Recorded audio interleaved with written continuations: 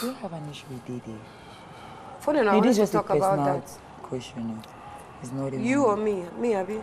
You. You know, the funny thing is, before now, not rather, before a few days or few weeks, I don't think it's up to a week, we had a clash.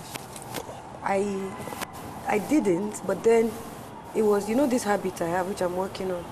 If you are my person and I see another person doing somehow, yeah, you like to fight for your people. I will just carry it on my head. I get you. And that was the issue.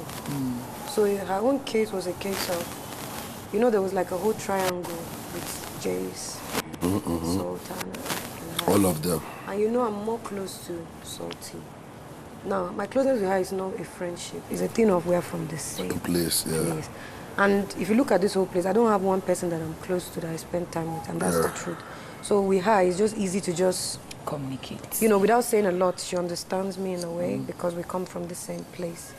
You know, so even if, and the truth, I'm gonna be honest, is the reason why I'm not like this with her is because she liked gist too. More. And I don't like, if I sit down with you, the next thing you're talking about the next person, I don't like it. I'd rather let's go and meet that person. Yeah.